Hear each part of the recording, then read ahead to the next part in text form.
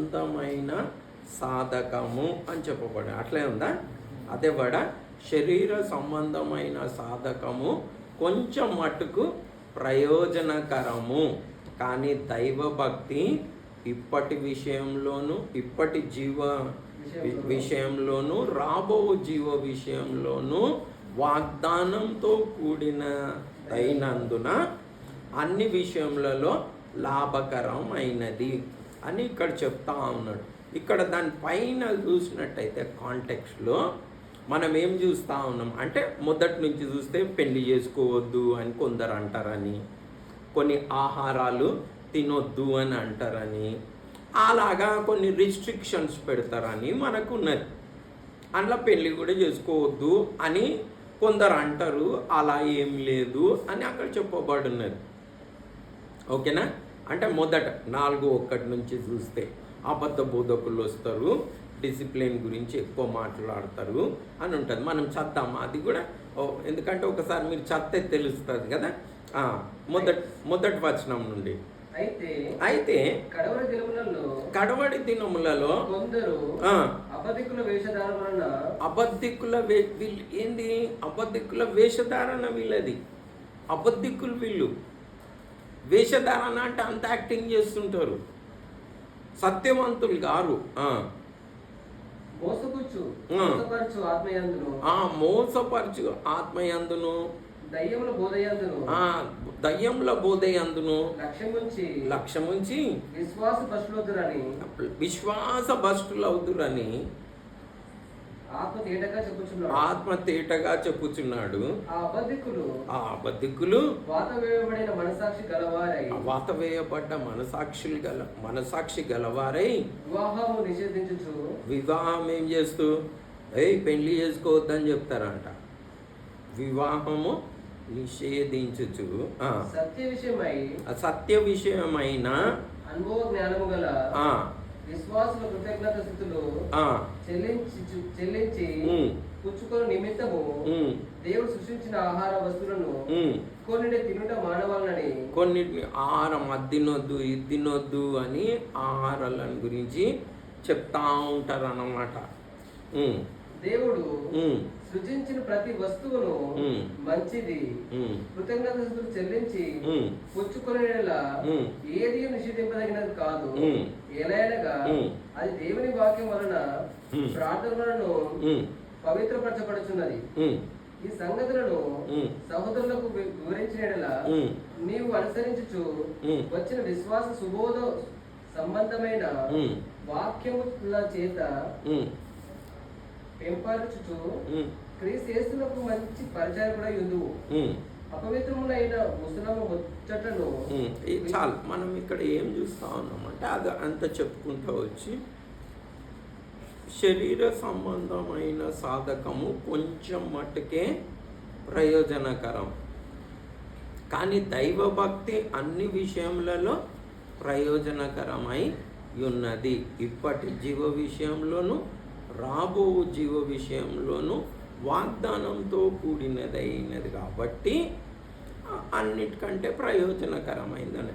ఇప్పుడు ఈ శరీర సంబంధమైన సాధకం అంటే ఇది మన సబ్జెక్ట్ కాదు, ఓకేనా? మిమ్మల్ని ఇక్కడి నుంచి అక్కడ కూర్చుండబెట్టింది, దాని గురించి చెప్తున్నా నేను. దీనికి కూర్చుండబెట్టిన కంఫర్టబుల్గా ముంగల కూర్చోండి అని, డిసిప్లిన్ కన్నా ఎక్కువ కంఫర్టబుల్గా మీరు కూర్చోండి అన్నదానికి చెప్తా ఉన్నా. ఎందుకు అని చెప్తా ఉన్నానంటే, కొందరికి డిసిప్లిన్ ఎక్కువ. చర్చ్ టైం మీద స్టార్ట్ కావాలి, టైం మీద ఎండ్ కావాలి, ఎవ్వరేం మాట్లాడదు, పిల్లలు ఏం అల్లరి చేయరు. అలా అంటే నేను అది తప్పు అని అంటా ఉన్నానా? నోను, రాంగ్ అంటలే. కొంచెం మట్టుకు ప్రయోజనకరమైంది డిసిప్లిన్. ఇట్లా స్టార్ట్ చేస్తుండ్రా. నేను చూసిన కొంతమంది చర్చికి పోయేటోళ్ళని చూస్తూ ఉన్నా. నా బంధువులు ఉన్నారు, మిత్రులు ఉన్నారు, చర్చ్ సహోదరులు ఉన్నారు. ఇన్ని చేస్తుండ్రా. టైం మీద స్టార్ట్ చేయాలి, టైం మీద పాడాలి, స్తుతి చెల్లించాలి, హల్లెలూయా అనాలి, స్తోత్రం ఓకే. అబద్ధమానుడు మానేయాలి ఇంతవరకు. 10, 15, 20 సంవత్సరాల నుంచి చర్చికి పోయి కొందరు 20-30 అబద్ధాలు ఆడడం మానేయాలి. డిసిప్లిన్ ఉందా? డిసిప్లిన్ ఉంది, మాట్లాడు, ఎవరు మాట్లాడదు, కదలొద్దు, చెయ్యొద్దు, ఏదేదో ఇంకా అవన్నీ టైం మీద స్టార్ట్ చేయాలి, టైం మీద ఉండాలి, సేవకుడు అంటే గౌరవం లేదు అని చెప్పింది. ఓకే, ఏం ప్రాబ్లం లేదు, నాకేం ప్రాబ్లం లేదు. కానీ అబద్ధం ఆడుడు మానేసిండ్రా అంటే అబద్ధం ఆడుడు మానేయాలి. అలా ఈ చిన్న పాపంనే జయించాలి. ఇంకా పెద్ద నేను చెప్తేనైతే హార్ట్ ఫెయిల్ అయిపోతారు. నేను ఏబిసిడి చెప్తున్నా. సో మనమేంది, మా ఇంట్లో కూడా డిసిప్లిన్ ఎక్కువ ఉంటుండే ప్రార్థనలు. సో మెయిన్ ఏంది, డిసిప్లిన్ ఉండకూడదు అని కాదు, ఫస్ట్ ప్రభు చెప్పిన మాట వినాలి. ఈ రోజులలో డిసిప్లిన్ ఎక్కువ, ప్రభు చెప్పిన మాట వినుట తక్కువ. సో మీరు కూడా ఏం చేయాలి, ఫస్ట్ ప్రభు చెప్పిన మాట వింటా ఉన్నారా? ప్రసంగాలు విను, అబ్బా చక్కగా ప్రసంగం చెప్పినావు, ఎన్నో విన్నావు, మంచి చర్చికి పోతున్నావు, ఓకే ఫైన్. 1,00,000 వ్యూస్ వచ్చినాయి మీ పాస్టర్ గారికి, ఓకే ఫైన్. అబద్ధాలు ఆడుడు మానేసినావా? అబద్ధాలు ఆడు. వాక్యం వినుట ఒక మోసకరమైన విషయం అయిపోయింది. అందులో వెరైటీ వాక్యం వినుట అనేది. మనం ఒక వచనం చూద్దాం. యాకోబు పత్రిక 1వ అధ్యాయము 22వ వచనంలో ఏమున్నదంటే, యాకోబు పత్రిక 1వ అధ్యాయము 22వ వచనంలో ఏమున్నదో చూడండి. మీరు వినువారు మట్టుకయ్యుండి, మీరు వినువారు మాత్రమై ఉండి మిమ్మును మీరు మోసపుచ్చుకొనకుండా వాక్య ప్రకారము ప్రవర్తించిన వారినై యుండుడి. ఇక్కడ ఏమున్నది, ఇక్కడ చిన్నపిల్లలు మీరు ఇక్కడ పాప నువ్వు అక్కడ చేరుచుకొని వాళ్ళకి హెల్ప్ చేయి. వాళ్ళు బుక్ వెతుకుతున్నారు పాపం. యాకోబు పత్రిక అంటే వారు ఎక్కడున్నది అని వెతుకుతున్నారు. ఓకేనా? నువ్వు చేరేసుకోరా, అక్కడ గాలి నీకు కూడా వస్తుంది మంచిగా. నువ్వు చేరే మంచిగా వేసుకొని మంచిగా కూర్చోండి. అంటే మనం రిలాక్స్. ఓకేనా? మనము డిసిప్లిన్ కంటే ఎక్కువ భక్తి కావాలి. ఓకే, వాళ్ళు వెతుకుతున్నారు కదా చిన్నపిల్లలు పాపము. యాకోబు పత్రిక ఎక్కడ ఉంటుందో వాళ్ళకి తెలియదు. యాకోబు పత్రిక 1వ అధ్యాయము 22వ వచనము. చాలా మంచిగా కూర్చున్నారు కదా, చాలా డిసిప్లిన్గా కూర్చున్నారు. చాలా గౌరవించాలి మనం వాళ్ళని. నేర్చుకుంటా ఉన్నారు. బాలుడు నడవవలసిన త్రోవ మరి వారికి చిన్ననాటి నుండి బోధించాలి. మరి నీదే చిన్న బైబిల్ అన్ని బై హార్ట్ చేస్తావా? వద్దా? ఎక్కువ సతాంచ నిన్ను వద్దు, అన్ని సతాంచొద్దు కదా. అంత సతాంచొద్దు అంటే మరి పార్వతికి కష్టం. ఓకే, నీకు ఇష్టమైతే చూడలేకపోతే లేదు. ఓకేనా? వినొచ్చు, అంత నీ చాయిస్. కానీ నేను అరే మంచిగా ఉంటుందని చెప్తా ఉన్నా. ఓకేనా? వాళ్ళు కూర్చొని ఉన్నారు, మనం చేయాలి. ఇప్పుడు మనం ఏమో భక్తి మాట్లాడుతున్నాం. వినువారు మట్టుకై ఉండి మిమ్మల్ని మీరు ఏం చేసుకోవద్దు, మోసపుచ్చుకునొద్దు, వాక్యానుసారంగా ప్రవర్తించు వారినై ఉండండి. ప్రసంగాలు గొప్ప ఉంటున్నారు క్రైస్తవులు. మా పాస్టర్ గారు గొప్ప అని అని చాలా పెద్ద పేర్లు ఉన్నాయి. నేను అన్నీ చెప్పదలుచుకోలేదు. ఓకే, వింటున్నారు వాక్యం, కానీ దాని ప్రకారం చేస్తున్నారు. డిసిప్లిన్గా చర్చకు పోతారు. టైం మీద స్టార్ట్ అవుతుంది, టైం మీద ఎండ్ అవుతుంది. ఎవ్వరు అంటే ప్రతిది కంట్రోల్డ్గా ఉంటుంది. చాలా మంచి ప్రసంగం వింటున్నారు, స్తుతి చేస్తున్నారు, వచ్చి అబద్ధాలు ఆడుతున్నారు. ఇంకా ఎన్నో. ఇదైతే నేను చిన్న చెప్పిన ఏబిసిడి చెప్పిన, నేను చెప్తా ఉన్నా. సో ప్రాముఖ్యమైంది ఏంటంటే ఇది నా దేవుడు నాకు బయలుపరుస్తూ ఉన్నాడు. అరే ఏమవుతున్నది సంఘములలో అని అంటే భక్తి ప్రస్తావించబడట్లేదు, డిసిప్లిన్ ఎక్కువైంది. ఇట్లా నిషేధించబడి దీన్ని ఎక్కువ చేయాలి, దీన్ని ఇట్లా చేయాలి, ఇట్లా ఉండాలి, అట్లా ఉండాలి అని నిజంగా అవి ఎక్కువైపోయినాయి, విధేయత తక్కువైపోయింది. సో మీరు జాగ్రత్తగా ఉండండి. మీరు చర్చికి పోతున్నారు, డిసిప్లిన్లో పెంచుతున్నారు, పిల్లల్ని డిసిప్లిన్లో పెంచుతున్నారు, ఓ ఫైన్, ఏం బాధలు లేవు. కానీ మొదట మనం అబద్ధం అనేసేయాలి. అలాంటి ఎన్నో. భక్తి అంటే ఏంది? దేవుడు చెప్పినట్టు చేయుట, మనం మాట వినుట. ఆ మాట వినకుంటుంటే మన ఇల్లు కూలిపోతుంది. చాలామంది సండే చర్చికి పోతున్నారు, చర్చికి పోతున్నారు, కానుకలు వేస్తున్నారు, చర్చి బిల్డింగ్ కడుతున్నారు. కానీ మీరు అడగండి, అబద్ధాలు మానేసిండ్రా అని. మానేయాలే. నా లెక్క ప్రకారం పోయేది 100% నరకానికే. నా లెక్క ప్రకారం వాళ్ళ విశ్వాసం అలా ఉంటే ఉండని, నాకేం బాధలు లేవు. సో మీరు మాత్రం, ఎందుకంటే అబద్ధికులు అందరూ మండుచుండు అగ్నిగుండంలో పడివేయబడుదురు అని ఉన్నది. ఓకేనా? ఇక్కడ ఏదైనా జిరాక్స్ ఉన్నదా? తీసుకోవచ్చా? జిరాక్స్ది ఉన్నదా? ఇప్పుడు ఉంటుందా? ఉంటే మరి తీసుకొస్తారా జిరాక్స్? ఈ పిల్లలకి నేను అబద్ధం. సో మనము అలా నాకు ఈ మధ్యలో అంటున్నా. అందు గురించి మిమ్మల్ని ముందుగా అలా కంఫర్టబుల్గా కూర్చోండి, ఏం ప్రాబ్లం లేదు, ఓ డిసిప్లిన్గా కూర్చోవాలి, అట్లనే కూర్చోవాలి అని ఏం లేదు. మంచి ఆరామ్సే ఎట్లయినా కూర్చోండి. చర్చిలో మీ చర్చిలో అభ్యంతరం అయితే జర మంచిగా కూర్చోండి. అందుకని కాలు దాపు కూర్చోండి, ఇట్లా కూర్చోండి అని అంటలేను నేను. ఇది కొంచెం తక్కువ డిసిప్లిన్. ఇప్పుడు తమ్ముడు నీకు కష్టం ఉంటే నువ్వు చైర్లో కూర్చోవచ్చు. లేలే, ఆయన కూర్చుంటాడు. అంటే పిల్లలు అది వస్తుంది కదా చాట్. నువ్వు అక్కడనే కూర్చో మరి. Okay, right.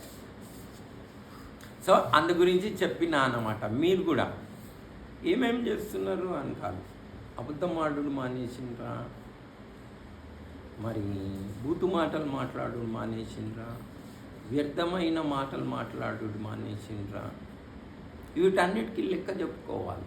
సరస్వత్తులు మానేసిండ్రా, నాలుక మరి అగ్ని, మరి జీవమరణంలో నాలుక వశములు ఉన్నాయి. ఇవన్నీ ఏం లేదు. మనుషుల మీద సాడులు చెప్పుడు మానేసిండ్రా. ఇవన్నీ ఏం మానేయాలి. కానీ డిసిప్లిన్ చాలా డిసిప్లిన్ చూసిన నేను. ఇంకనైతే కొన్ని చర్చెస్లో ఏవి చూసినా అంటే ప్రసంగం కనుక 5 నిమిషాలు లేట్ అవుతుంది అనుకో, ఒక ఆయన దాని మీద రాసి టైం అయిపోయిందని వెనుక పట్టుకొని నిలబడి ఉంటాడు, నువ్వు కూర్చో అని పాస్టర్ గారు. అలాంటి డిసిప్లిన్ కూడా చూసిన. టైం అయిపోయింది, నువ్వు కూర్చో, అంతనే 45 మినిట్స్ మాట్లాడాలి. ఓకే ఫైన్, నాకేం బాధలు లేవు డిసిప్లిన్ ఉంటే. కానీ at the end of the day ఇట్లా కార్డు పట్టుకోవడం చాలా సులభమైన పని. కానీ అబద్ధాలు మానేసిండ్రా అంటే అలాంటి ఎన్నో. ఒక చెంప మీద కొడితే ఇంకొక చెంప చూపిస్తారా, 1 మైల్ నడుమంటే 2 మైళ్ళు నడుస్తారా, పై వస్త్రం తీసుకుంటే అంగీని ఇస్తారా అంటే లేదు. చర్చి కాగానే తెలిసిపోతున్నది, మెల్లమెల్లగా స్టార్ట్ అవుతుంది. దీని దగ్గరనో ఇక పొట్లాటలు స్టార్ట్ అయిపోతాయి, అపార్థాలు స్టార్ట్ అయిపోతాయి, గ్రూపులు అయిపోతాయి, సాడీలు చెప్పుకుంటారు, సపోర్ట్ చేసుకుంటారు, ఎలక్షన్లు అవుతాయి. ఇక ఏదో సపోర్ట్ అట్లా ఇట్లా, వీళ్ళు ఇట్లా వాళ్ళు అట్లా అనేది ఫైన్. కాబట్టి అన్నిటికీ నాకు బాధలు లేవు. కానీ ప్రసంగం ఏది విన్నా మొదట ప్రభు చెప్పినట్టు చేయుట మనము నేర్చుకోవాలని. ఓకే, మరి మీరు ఏదైనా అనుకుంటారని నేను ఇంట్రడక్షన్ ఇచ్చిన ఇట్లా అట్లా. కాబట్టి మీరు కూడా ఎక్కడైనా పోతే ముందు మీ ప్రవర్తన ఎట్లుంది, చర్చి బయట మీ ప్రవర్తన ఎట్లుంది, అది ఇంపార్టెంట్. ఎలా ఉంటున్నారు అన్నది ఇంపార్టెంట్. చర్చి లోపల డిసిప్లిన్గా కూర్చుంటారు. ఇప్పుడు కొంతమంది అన్నట్టు విన్నా నేను, అన్నా నేను చర్చికి తాగితే రానన్నా, చర్చి బయట తాగొచ్చా? మరి చర్చికి తాగితే రానండి లోపలికి. కొంతమంది అయితే అన్న చర్చికి తాగి కూడా లోపలికి వస్తారు అన్న, నేను రాను అన్నాను. కానీ 2 పొరపాట్లే కదా. సో అలా అలా అంటూ ఉంటారు. కానీ బయటి జీవితం ఇంపార్టెంట్ అయ్యింది. ఓకే, సో మనము పోయిన వారము నేర్చుకున్నాం. అతి అమూల్యమైంది మరి మనం ఒక ప్రాణం అని నేర్చుకున్నాం.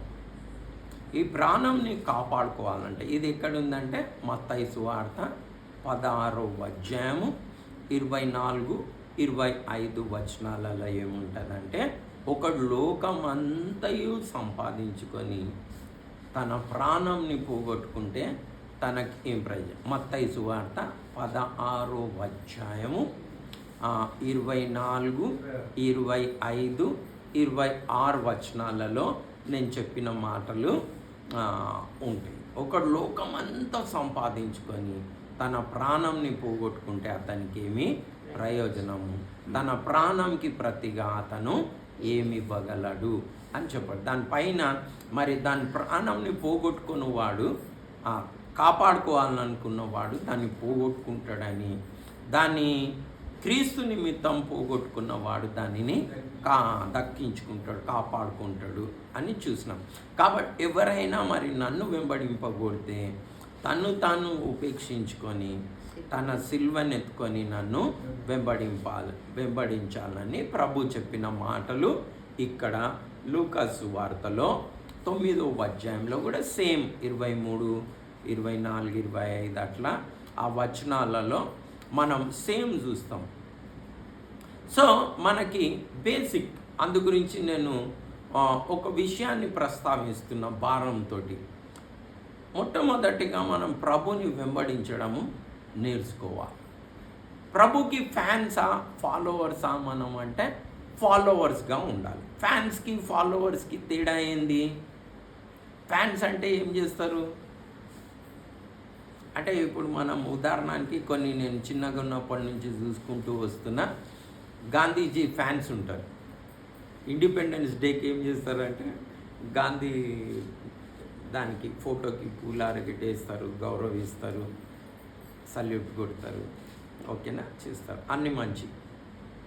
కానీ మంచి తెల్ల బట్టలు వేసుకుంటారు, ఖద్దరు బట్టలు. కానీ వారి జీవితం ఖద్దరు బట్టలు గాంధీని వేసుకున్నట్టుండవు. ఎట్లుంటాయి? అహింస ఉండదు, హింసనే.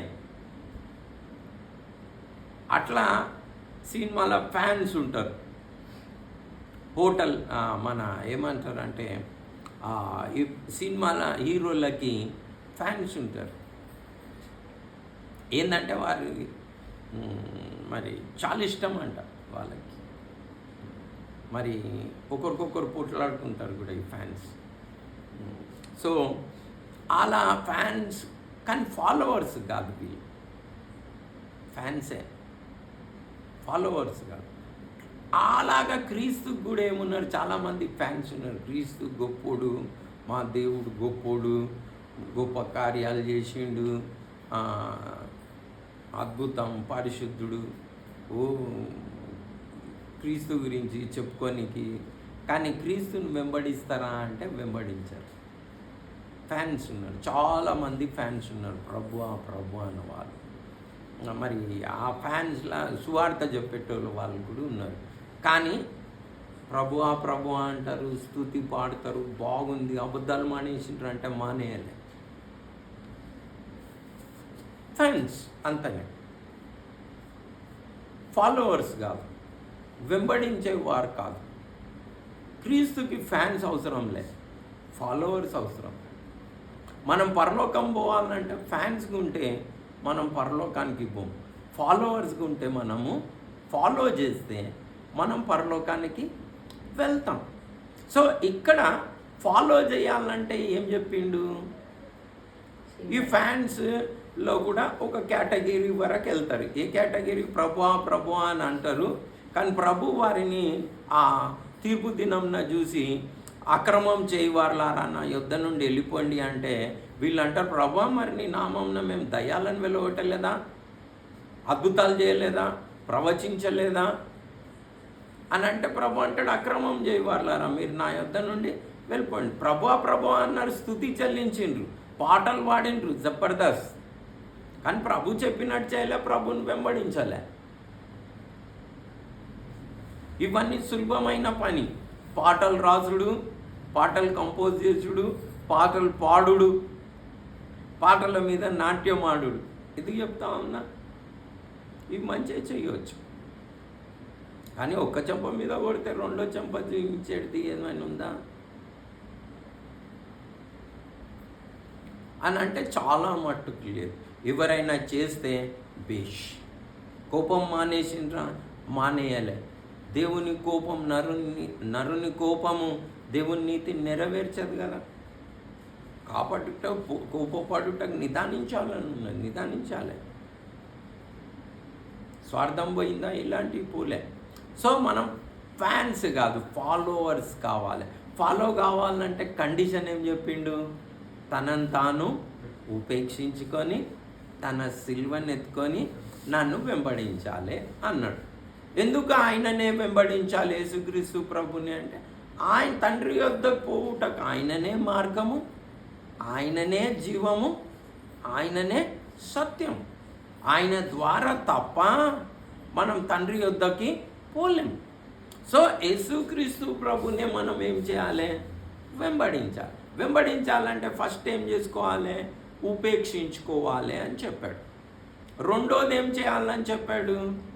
సిల్వను ఎత్తుకోవాలి, నన్ను వెంబడించాలి అని చెప్పాడు. ఇంకా మూడోది కూడా తనకున్నవన్నీ విడిచిపెట్టాలని. కొంచెం మనం మెల్లమెల్లంగా చూద్దాం. సో మరి మనం ప్రభుని వెంబడించడానికి కావలసిన మొట్టమొదట అర్హత ఏంది, క్వాలిఫికేషన్ ఏంది అని అంటే, మనల్ని మనము ఉపేక్షించుకోవాలి. ఇది ఈరోజు క్రైస్తవత్వంలో చాలా మిస్సింగ్ ఉన్నది. ఉపేక్షించుకునుట అంటే ఏమిటి? ఉపేక్షించుకునుట అంటే ఏమిటి? ఏమైనా మీరు చెప్తారా? ఉపేక్షించుకునుట అంటే తగ్గించుకొనుట అని ప్రవీణ్ తమ్ముడు అంటుండు. ఇంకా ఏంది ఉపేక్షించుకొనుట అంటే? నా చిత్తం ఏం కాదు నీ చిత్తమే అని చెప్పు. లేదా మనకున్న ఏవేవైతే మనకున్న సెల్ఫ్ విల్ రెండు మరి పరలోకానికి పోనీకి రెండు భయంకరమైన విషయాలు ఉన్నాయి. ఆ రెండు ఏంటంటే, ఒకటి మన స్వచిత్తము, రెండోది మన స్వభావం. మనం నరకానికి పోవడానికి అతి పెద్ద కారణాలు, లేదా పరలోకానికి పోకుండా ఉండడానికి అతి పెద్ద అడ్డంకులు ఏవి? మన స్వచిత్తము, ఇంకొకటి మన స్వభావం, మన సెల్ఫ్ విల్, మన నేచర్. ఏవేవి? మన సెల్ఫ్ విల్, మన నేచర్. దీన్ని ఏం చేయమంటా ఉన్నాడు? Self will. ఉపేక్షించుకున్నట అంటే ఐ అనేది, నాకంటూ ఒక ఐ అనేది ఉంటుంది కదా. ఇంట్లో ఉన్నది అనుకోండి, మీకైతే పెళ్ళై 3 పిల్లలు కూడా అయిపోయింది. ఇప్పటికీ ఏం జరుగుతున్నదో నాకు తెలియదు. మరి మీ ఇద్దరు ఇష్టాలు కలుస్తాయి అంటారా? కలుస్తున్నాయా ఇప్పటికీ? లేకుంటే ఇష్టాల మీద పోట్లాటలు అవుతాయా? మీ ఇద్దరి ఇష్టాల మీద మిస్అండర్స్టాండింగ్స్ అవుతాయా ఏమన్నా? లేకుంటే ఇష్టాలను త్యాగం చేసుకుంటారు అంటే, ఒకరికి ఒక కలర్ పెయింట్ కొట్టాలని ఉంటుంది, ఈ కలర్ బాగుండదు, ఈ కలర్ చేయాలని ఉంటుంది. ఒకరికి మరి నేను ఇవాళ మా మమ్మీ దగ్గరికి పోయేస్తాను, ఇవాళ పోనీకి అవసరం లేదు నువ్వు అంటావు. ఒకరికి ఇష్టం ఉంటుంది, ఒకరికి ఇష్టం ఉండదు. ఓకేనా? మరి అలాంటివి ఎన్నో ఉంటాయి. ఒక కర్రీ మంచిగా వండి పెడితే ఏం వండి పెట్టినావు, ఇది బాగాలేదంటారు. అట్లా ఏమేమి అంటున్నారో నాకు తెలియదు. మరి చూస్తేనైతే మంచిగానే ఉన్నారు. మరి ఆ పాప పింకీ ఏం లేదా? అన్నీ నీ ఇష్టం ఏం నడవదా? అరే ఓకే, నైస్. ఓకే, అంత డీటెయిల్స్ వద్దు. చెప్పిన చిత్తం అంటే మామూలు కాదు. అత్తదొక చిత్తం ఉంటుంది, కోడలదొక చిత్తం ఉంటుంది, మామదొక చిత్తం ఉంటుంది, కోడలదొక చిత్తం ఉంటుంది, మామది ఒక చిత్తం ఉంటుంది, అల్లుంది ఒక చిత్తం ఉంటుంది కదా. వాళ్ళ ఐడియాస్ ఉంటాయి, వాళ్ళ ఇష్టం ఉంటుంది. చిత్తం అంటే చెప్తున్నా, చిత్తంని కాంప్రమైజ్ అయ్యేది సులభమైన పన కాదు. మనకంటూ ఇష్టం, అట్లా మనకంటూ ఒక ఇష్టం ఉంటుంది, దేవునికంటూ ఒక ఇష్టం ఉంటుంది. మనకంటూ ఏ ఇష్టం ఉంటుంది? మనకేమి ఇష్టం ఉంటుంది అంటే మనము మరి హెచ్చించుకోవాలని ఇష్టం ఉంటుంది, దేవునికి తగ్గించుకోవాలని ఇష్టం ఉంటుంది. మరి మనం ఎవరైనా తప్పు చేస్తే మనము తప్పు చేసిండని కఠినంగా ప్రవర్తించే ఇష్టం ఉంటుంది మనకి. కానీ దేవుడు అంటాడు క్షమించమంటాడు. ఇప్పుడు ఉదాహరణకి సిల్వ పైన ఉన్నాడు అనుకో, యేసుక్రీస్తు ప్రభు మీద ఉమి వేసిండు. యేసుక్రీస్తు ప్రభు ఏం చేసిండు? క్షమించిండు. మన మీద ఉమి వేస్తే మన ఇష్టం ఏంది? ఏం చేస్తాం మనం? మన ఇష్టం ఒకటి ఉన్నది, దేవుని ఇష్టం ఒకటి ఉన్నది. ఇంకా ఖాళీ తిడితేనే ఒక మాట అంటేనే చిరున మండిపోతాం, ఉమ్మేస్తే ఏం చేస్తామో కదా. భార్యాభర్తలు ఒక్కొక్క మాట అనుకుంటేనే కోపం వస్తుంది, ఉమ్మేస్తే ఏం చేస్తారు? ఇంకా స్టోరీ ఫినిష్. క్షమిస్తారా? చెంప మీద కొడితే, ఉమ్మేస్తే, ఆస్తి తీసుకుంటే ఒక చిత్తం ఉంది. మనకు ఒకటి ఇష్టం ఉన్నది, దేవునికి ఒకటి ఇష్టం ఉన్నది. సో ప్రభుని వెంబడించాలంటే ఏం చేయాలంటున్నాడు? ఫస్ట్ ఇక్కడ మనల్ని మనము ఉపేక్షించుకోవాలి. ఈ రోజులలో ఎగ్జాక్ట్లీ ఆపోజిట్ గాస్పుల్ ఉన్నది. నువ్వు ప్రభుని నమ్ముకో, నీకు పిల్లలు పుడతారు, నీకు బిజినెస్ మంచిగా నడుస్తుంది, డబ్బులు బాగొస్తుంది, ఉన్న రోగాలన్నీ పోతాయి. ఉపేక్షించుకో అని ఎవరైనా చెప్పుట మీరు వింటున్నారా? మీరు? కండిషన్, నంబర్ 1 కండిషన్ ఇది. అందు గురించి నేను ఫౌండేషన్ చెప్పాలనుకున్నా. యాక్చువల్గా బేస్ ఏంది? ప్రభుని వెంబడించాలంటే ఉపేక్షించుకోవాలి. స్వచిత్తం ఉన్నది, సెల్ఫ్ విల్ ఏదైతే ఉన్నదో దాన్ని చంపేసుకోవాలి. యేసుక్రీస్తు ప్రభులాగా మనం ఉండాలి. యేసుక్రీస్తు ప్రభు ఏమని ప్రార్థన చేశాడు? యేసుక్రీస్తు ప్రభుకు కూడా చిత్తం ఉన్నది కదా. గెత్సెమనేలో ఏమని ప్రార్థన చేశాడు? తండ్రి, మరి నీకు సమస్తము సాధ్యము, మరి ఈ గిన్నె నా నుండి తొలగించు అన్నాడు. అట్లా ఇష్టం లేదు, కానీ ఏమని ప్రార్థన చేశాడు? చివరికి ముమ్మారు నా చిత్తం కాదు నీ చిత్తమే జరిగించు. సో మనం కూడా ఏం చేయాలి? అలా ప్రార్థన చేయాలి. యేసుక్రీస్తు ప్రభులాగా యేసుక్రీస్తు ప్రభు చెప్పాడు. యేసుక్రీస్తు ప్రభు చూద్దాం మనం. ఇప్పుడు యోహాను సువార్త 6వ అధ్యాయం 38వ వచనం చూడండి. యోహాను సువార్త 6వ అధ్యాయం 38వ వచనం. ఇక్కడ యేసుక్రీస్తు ప్రభుది 1 లైన్ ఆటోబయోగ్రఫీ ఉన్నది. దాన్ని తెలుగులో జీవిత చరిత్ర అంటారా? యేసుక్రీస్తు ప్రభు రాసుకున్న ఆటోబయోగ్రఫీని ఏమంటారు? ఆటోబయోగ్రఫీని ఏమంటారు? జీవిత చరిత్ర. వాళ్ళు రాసుకున్న స్టోరీని ఆటోబయోగ్రఫీ అంటారు. లేలే అంటే ఇప్పుడు ఒక వ్యక్తి ఉన్నాడు అనుకో, అంబేద్కర్ ఆటోబయోగ్రఫీ అంటే ఆయన జీవితాన్ని గురించి ఆయన రాసుకున్నది జీవిత చరిత్ర అన్నమాట. ఓకే, మరి దాన్ని తెలుగులో ఏమంటారో తెలియదు కానీ ఆటోబయోగ్రఫీ అంటారు దాన్ని. యేసుక్రీస్తు ప్రభు ఒక 1 లైన్ ఆటోబయోగ్రఫీ ఏంది అంటే ఇక్కడ ఉన్నది. ఏమున్నది చదవండి. నా ఇష్టంను నెరవేర్చుకొనుటకు నేను రాలేదు, నన్ను పంపిన వాని చిత్తము నెరవేర్చుటకే. ఎందుకు వచ్చిండంట? మనకేమున్నది ప్రార్థనలో చెప్పండి? అన్ని మన ఇష్టాలేనా, దేవుని ఇష్టాలా? మన ఇష్టాలే. వగేరా వగేరా ఇక లిస్ట్ పెద్దగా ఉన్నది. కానీ యేసుక్రీస్తు ప్రభు నిజంగానే అట్లా ప్రార్థన చేసిండు, ఇల్లు కట్టాలి నేనని. యేసుక్రీస్తు ప్రభు ఉన్నదంతా తెలంగాణ ఎంత ఉన్నది అంతనే, ఇజ్రాయెల్ ప్రాంతం అంతా అంతనే ఉంటుంది, అందులోనే ఉన్నాడు. ఎక్కడ టూర్స్కి పోలే, ట్రిప్లకు పోలే. ఎందుకు పోలేదంటే దేవుని, మరి నేను దేవుని ఇష్టం చేయడానికి వచ్చిన, దేవుడు నాకు ఏ పని ఇచ్చాడో ఆ పని చేయడానికి వచ్చినా అన్నాడు. అట్లా ఎన్నో మనం జీవితంలో యేసుక్రీస్తు ప్రభుని గురించి మనం నేర్చుకోవాలి.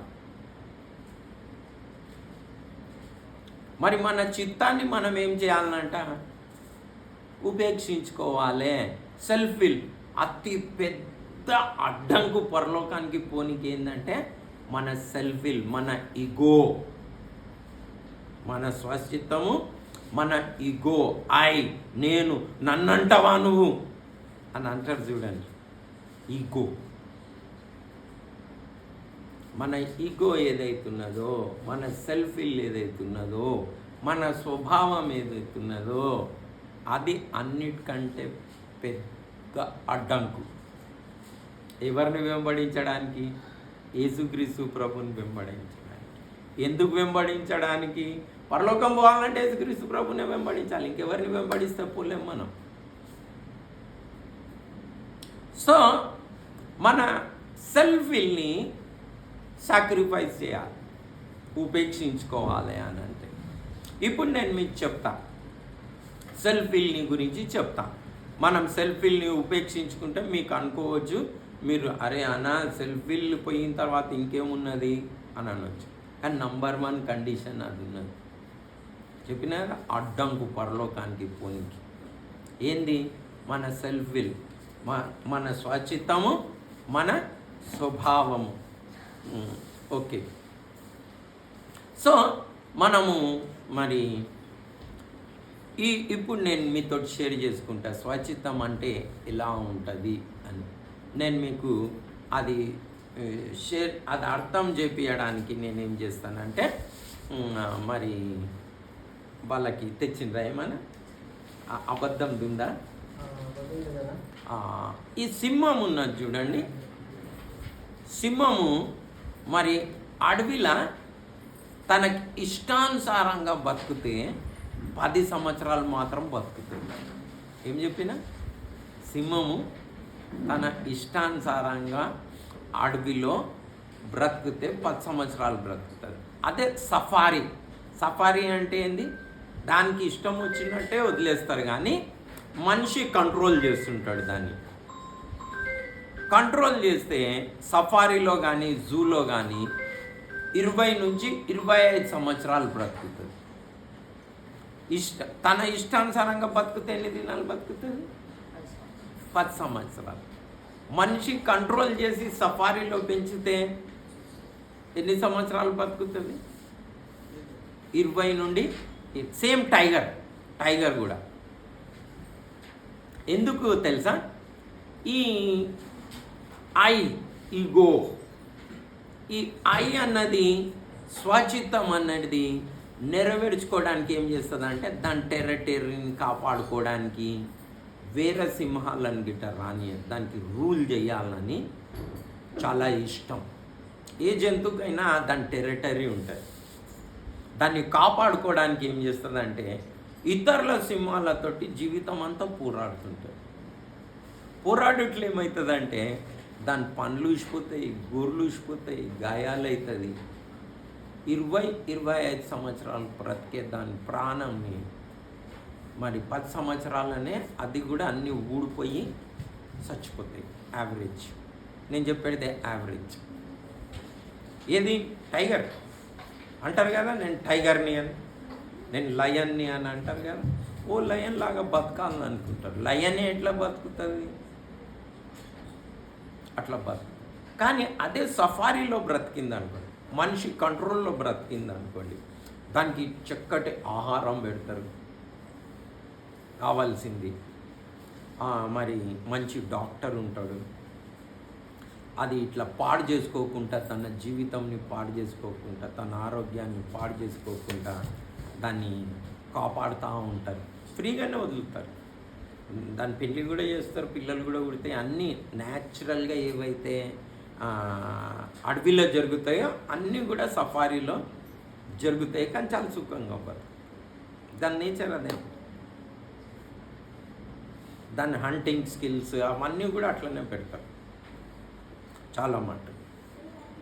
సో ఇది ఎందుకు చెప్తా ఉన్నా, అట్లా ఈవెన్ గుర్రం కూడా సేమ్. గుర్రం ఉంటుంది కదా వైల్డ్లో, అది చక్కగా పరిగెత్తలేదు, దానికంటూ ఒక స్పీడ్ ఉంటుంది. కానీ ఎప్పుడైతే మనిషి దాన్ని ట్రైన్ చేస్తాడో దానికి డబుల్ స్పీడ్ పరిగెత్తుతుంది. ట్రైన్ చేస్తే దానికి కావాల్సినవి అన్నీ మంచి పెడతాడు మనిషి. దానికి మంచిగా శనగలు, బెల్లము, దాన్ని చాలా గారావంగా పెంచి రేస్ గుర్రంని పెంచుతారు. అట్లనే రాజులు కానీ యుద్ధాలకు పోయేటప్పుడు వీళ్ళు చాలా కేర్ తీసుకొని పెంచుతారు. దాన్ని చాలా చక్కగా బతుకుతుంది, చాలా మంచిగా బతుకుతుంది, డబుల్ స్పీడ్ అవుతుంది. సో ఇది ఎందుకు చెప్తా ఉన్నా, ఒక హయ్యర్ ఇప్పుడు ఏమంటారు, జంతువుకి హయ్యర్ మానవుడు. ఆ జంతువుకి ఏమవసరంలే, దాని పొరపాట్లు ఏమున్నాయి, ఎట్లా తన జీవితం పాడు చేసుకుంటుంది అని మానవునికి తెలుసు. స్టడీ చేసిండు, దానికి తెలియదు. సో అలాగనే మనం కూడా మనకంటే హయ్యర్ దేవుడు, మనకున్న ప్రాబ్లమ్స్ ఏందో తెలుసు. మనం కూడా ఎట్లా పోట్లాడుకొని ఇవాళ చూస్తూ ఉన్నాం. మానవులని భార్యాభర్తలు కలిసి ఉండుట గగనం అయిపోయింది. తల్లిదండ్రులు పిల్లలు కలిసి ఉండుట కష్టమైపోయింది. సహోదరులు కలిసి ఉండుట కష్టమైపోయింది. చర్చిలలో డివిజన్స్ లేకుండా, వెనుక మాట్లాడుకోకుండా అందరు క్రీస్తుని ఆరాధించేవారుగా ఒక సంఘంగా పవిత్రమైన ముద్దు పెట్టుకొని, అంటే కల్మషం ఏం లేకుండా బ్రతకడం కష్టమైపోయింది. మనం ఎలా మన జీవితాన్ని పాడు చేసుకుంటున్నామో చాలా మట్టుకు మనకు తెలుస్తలేదు, కానీ దేవునికి తెలుసు. మన అన్నీ కూడా మనం దేవునికి ఒక అధికారం కింద, ప్రభుత్వం కింద మనం రాకపోతే 100% ఒకటి జరుగుతుంది. అదేంటంటే మన జీవితం నీడ పాడు చేసుకుంటాము, పోయేది నరకానికే. మనం ఏమవుతాము అని అంటే నరకానికే. ఎందుకు నేను చిన్న చెప్పినా కదా, అబద్ధం ఆడు మానేసిండ్రా అని. మీరు అబద్ధం ఆడువారు పరలోకానికి బోరని చదివించిన కదా, ఇంకొకసారి చద్దామా మనం? ఎక్కడున్నది ప్రవీణ్ తమ్ముడు చెప్పు, నువ్వు అన్ని వాక్యాలు పెడుతుంటావు కదా. ఓకే, ప్రకటన గ్రంథం 21వ అధ్యాయము 15వ వచనంలో ఉంది. ప్రకటన గ్రంథం 21వ అధ్యాయము. అంటే నేను చెప్తున్నా, పోతున్నా, స్తుతి పాడుతున్నా, నాట్యం ఆడుతున్నా, స్తుతి చెల్లిస్తున్నా, ఉపవాసాలు ఉంటున్నా, అబద్ధం ఆడలేక ఫస్ట్ మానేసి, ఓకేనా? రిలీజియన్ అవుతున్నది, డిసిప్లిన్ అవుతున్నది. ఓకే, చదవండి. ప్రకటన గ్రంథం 21వ అధ్యాయం 15 ఉందా లేకుంటే 8 ఉందా? చూస్తారా? 8వ వచనంలో ఉందా? చదవండి. పిరికివా 8వ వచనం ఇది. 21:8. ఓకే. పిరికివారును, అవిశ్వాసులను, అసహ్యులను, నరహంతకులను, వ్యభిచారులను, మాంత్రికులను, విగ్రహారాధికులను, అబద్ధికులందరూ, అబద్ధికులందరూ అగ్నిగుండంలతో, మండు గుండంలో పాలు పొందురు. ఇది 2వ మరణము. ఉందా ఈడ? మంచి చక్క అబద్ధికులు అని ఉందా?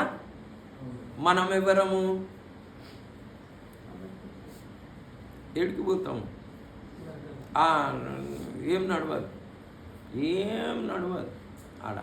ఫస్ట్ అది నేర్చుకోవాలి. అందు గురించి ముందుగా ఇది నేర్చుకుంటారా బాబు. డిసిప్లిన్, రిలీజన్ ఇది ఎక్కువైపోయింది. స్థుతి, డ్యాన్స్, సువార్త, వాక్యం వింటున్నాము, గ్రేట్ వింటున్నాము, లోతైన సత్యాలు వింటున్నాము. తెలిసిన సత్యమే చేస్తాలో ఒకటి అబద్ధము. ఇంకా లోతైన సత్యాలు తెలిసి ఏం చేసుకుంటాను అంటే అవన్నీ వద్దన్నా నా మాట. కాదు కాదు, ఎక్కడో డివియేట్ అవుతుంది, ఫౌండేషన్ బాగాలేదు. నేను అబద్ధము ఆడను, లోతైన సత్యం కూడా జరిగిస్తా, కానీ స్టార్ట్ చేయాలి కదా ఒకటి. అలాగనే రెండోసారి కూడా ఉన్నది, 22వ అధ్యాయం 15వ వచనంలో చూడండి, మళ్ళీ చెప్పబడున్నది, రిపీట్ చేయబడ్డది. అబద్ధంని ప్రేమించి జరిగించి వారందరూ కూడా మరి వెలుపల ఉంటారని. ఇదే ప్రకటన గ్రంథం 22:10 చదవండి. కుక్కలను, మాంత్రికులను, వ్యభిచారులను, నరహంతకులను, విగ్రహారాధికులను, అబద్ధంను ప్రేమించి అబద్ధంను ప్రేమించి జరిగించు ప్రతి వాడును వెలుపట నుందురు. అంటే నరకంలో ఉంటారు అన్నమాట, పరలోకంలో ఉండరు. సో మనం దేనికి కేపబుల్? నరకానికి పోవడానికి ఫస్ట్ క్లాస్ తెలుసు మనకి. ఇలా మన ఇల్లు పందిరేసుకోవాలనో మనకు చక్కగా తెలుసు. దానికి అడ్డంకులేవి మన జీవితం పాడగాడానికి? ఒకటి మన self will, ego. Self will అంటా ఉన్న దాన్ని, సెల్ఫ్ విల్, ఈగో. ఇంకొక మన స్వభావం. ఏమేముంటాయి మన స్వభావంలో? కోపం ఉంటుంది, క్రోధం ఉంటుంది, కక్ష ఉంటుంది, భేదములు ఉంటుంది, అసూయ ఉంటుంది, ద్వేషములు ఉంటాయి, అన్ని చెడు స్వభావాలు. ఈ స్వభావం ఉన్నవారు పరలోక రాజ్యానికి పోరు. ఇప్పుడు మనం చదువుదామా? ఈ శరీర క్రియలు అని ఉన్నది చూడండి.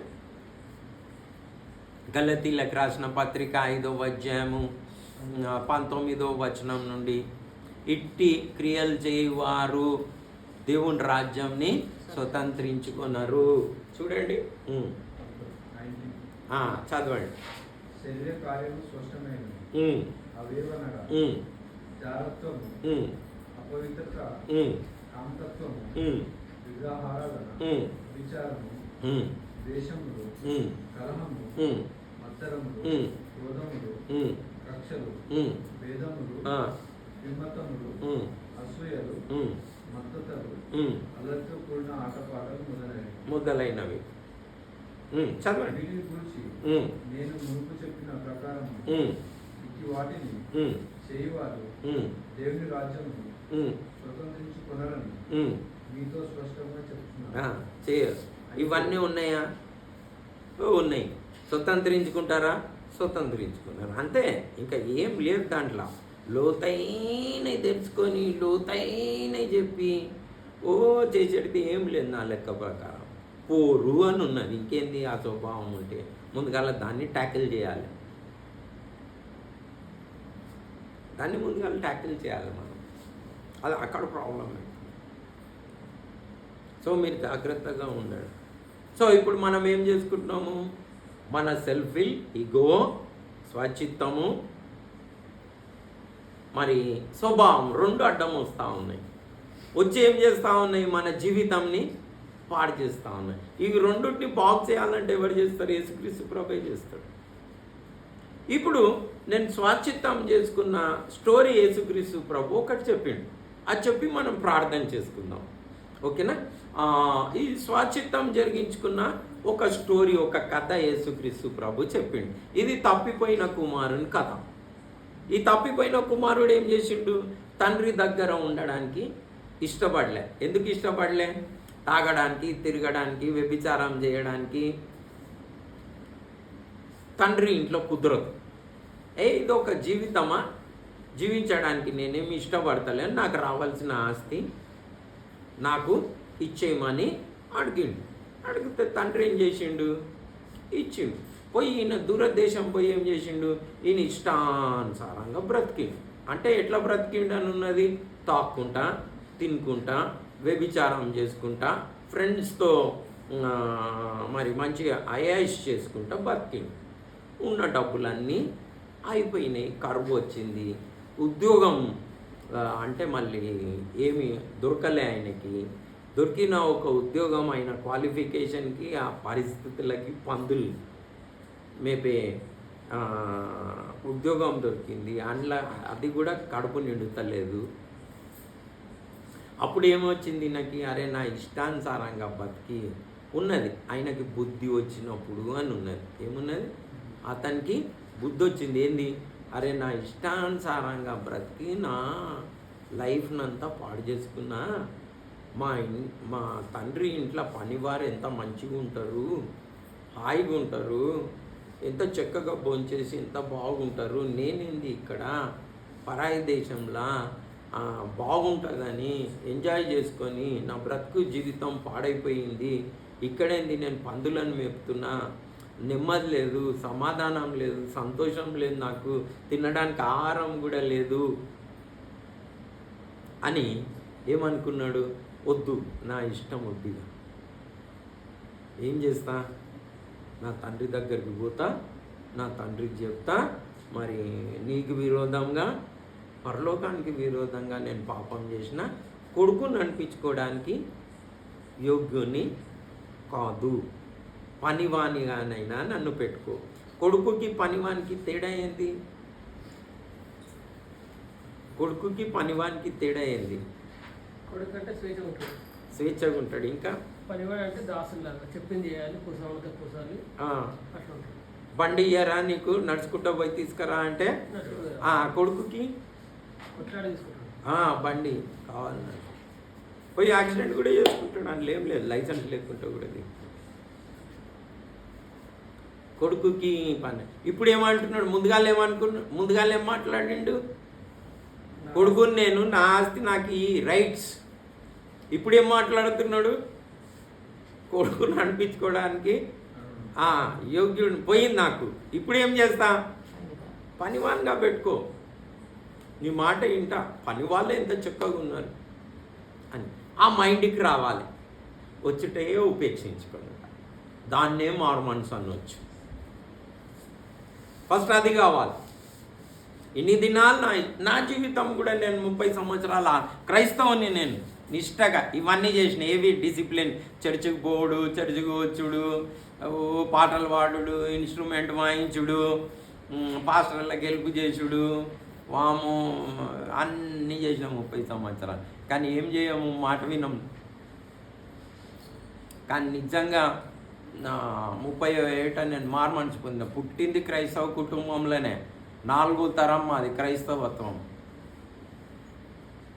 కానీ అన్నీ మతానికి సంబంధించింది, పోవుడు వచ్చుడు అవన్నీ చేసుడు. ఏం లే, అవే అబద్ధాలు, అవే పిచ్చి పనులు, అవే అన్నీ.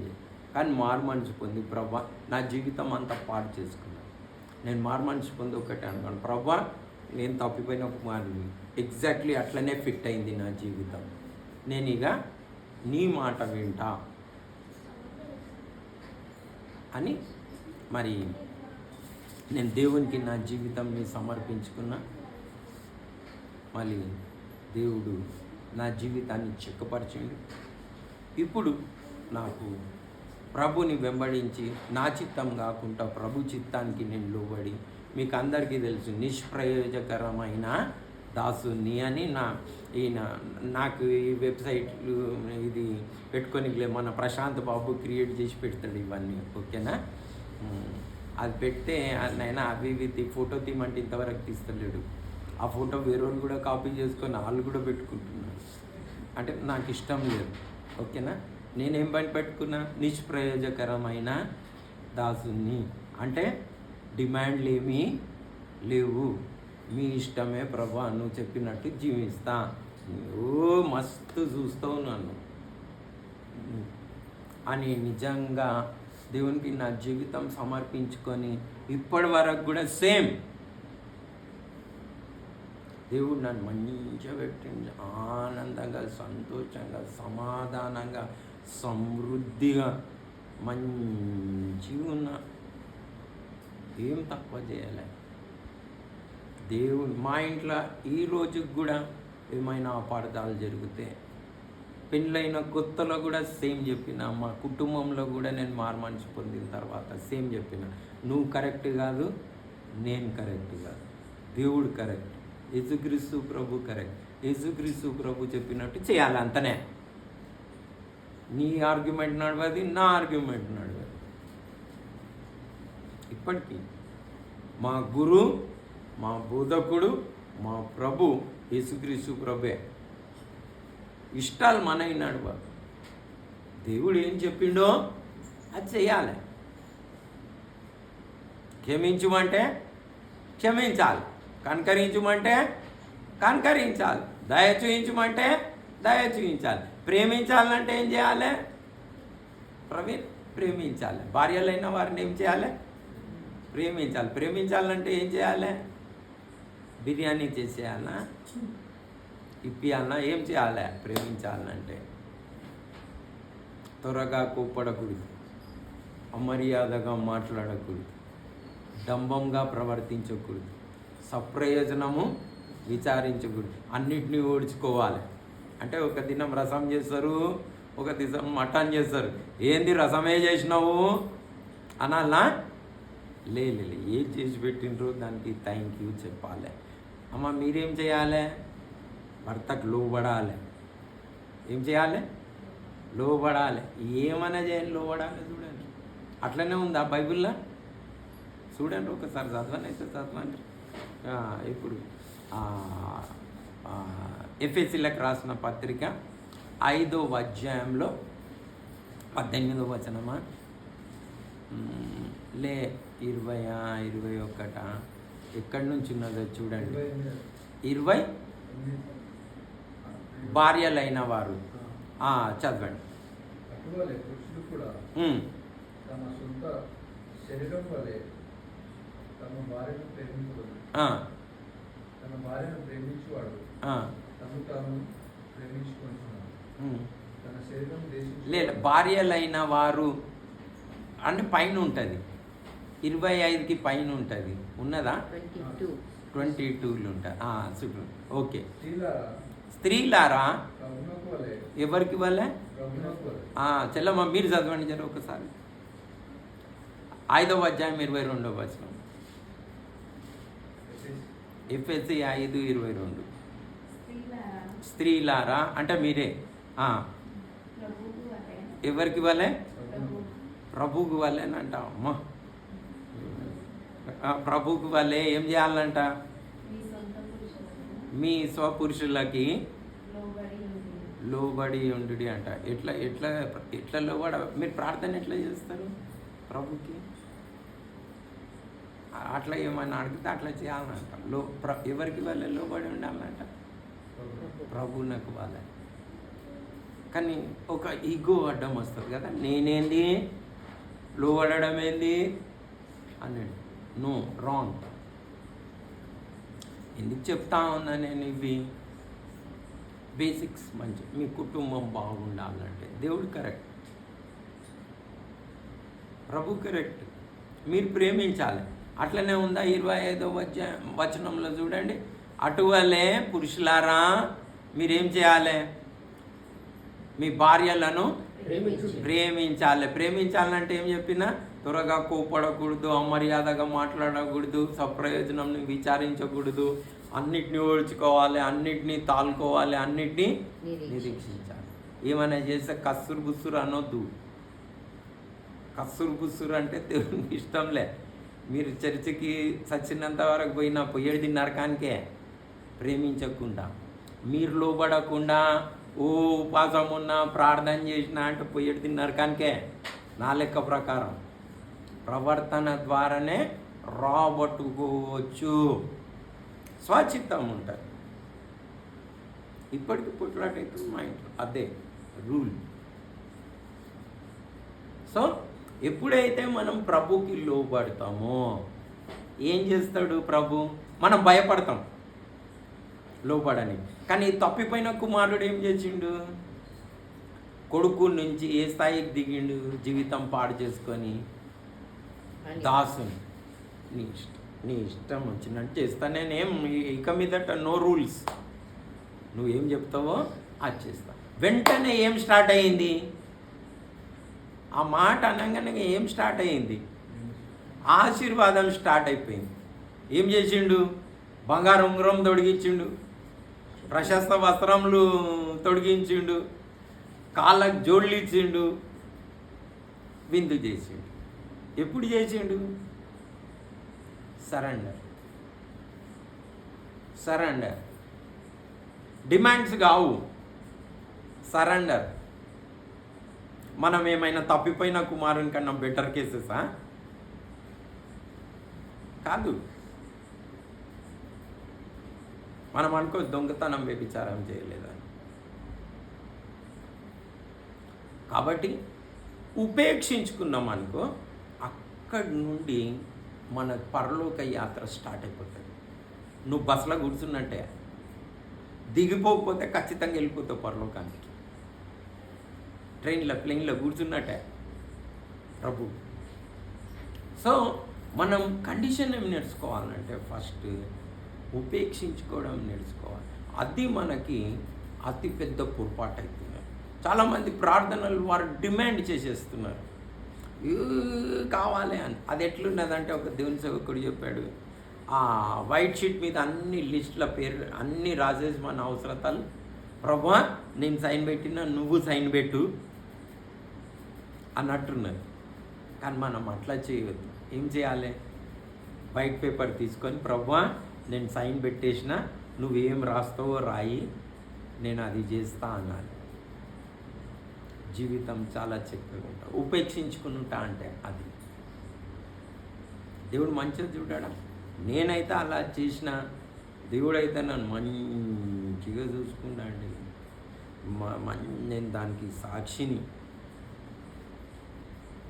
మంచిగా ఎన్నో పిచ్చి పనులు కూడా చేస్తాం మనం. పనులు ఏం పిచ్చి పనులు చేయరా? ఉల్టా సీదా పనులన్నీ చేస్తారు. కానీ దేవుడు సరిదిద్దుకుంటూ, సరి చేసుకుంటూ, మంచిగా చేసుకుంటూ మంచిగా పెట్టి నన్నైతే మిమ్మల్ని అందరినీ కూడా మంచిగా పెడతాడు. మీరు ఏవేవైతే అనుకుంటున్నారో దాంతో ఇక్కడ మీ జీవితం పాడు చేసుకోవచ్చు. చనిపోయిన తర్వాత నరకానికి కూడా పోయే అవకాశాలు చాలా ఉన్నాయి. మీ ఓన్ చిత్తంతో పోతే నా లెక్క ప్రకారం 100కి 100. ఇంకా మీరు ఏమైనా ఆర్గ్యూ చేసుకుంటే 99% పోయేది నరకానికి. ఓన్ డిసిషన్, ఓన్ నా మీ స్వచిత్తం అనేది జరిగించుకుంటే. సో స్వభావంని గురించి కూడా ఇంకెప్పుడైనా నేను చెప్తా. ఈరోజు క్రీస్తుని వెంబడించడానికి మరి పరలోకానికి పోవడానికి అడ్డంకులుగా ఉన్న 2 గుణాలను గురించి చెప్పిన. ఒకటి ఏంది? మన స్వచిత్తము. రెండోది ఏంది?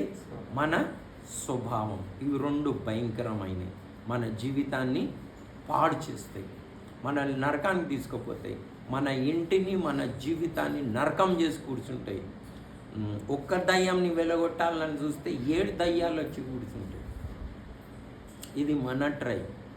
కానీ ఎప్పుడైతే మనం దేవునికి సరెండర్ అవుతామో, ఉపేక్షించుకొని, ప్రభువా నీ చిత్తమే జరుగును గాక, నువ్వు చెప్పినట్టే చేస్తా, నువ్వు నిజంగా నా జీవితానికి ప్రభువుగా నిన్ను నా హృదయంలో ప్రతిష్ఠించుకుంటా. అంటే ప్రభు అంటే ప్రతిష్ఠించుకున్నా. ప్రభు అంటే ఇప్పుడు గవర్నమెంట్ ఏం చెప్తుందో అది మనము చేయాలి. మర్డర్ చేయొద్దంటే ఏం చేయొద్దు? మర్డర్ చేయొద్దు. చేస్తే ఏం చేస్తారు? తీసుకుపోయి జైలు వేసేస్తారు. అట్లా ఆ ప్రభుత్వంకి, ఆ ప్రభుకి మనం ఎప్పుడైతే లోబడతామో, మాట వింటామో, డెఫినెట్గా మన జీవితము చక్కగా అవుతుంది. ప్రార్థన చేసుకుంటాం.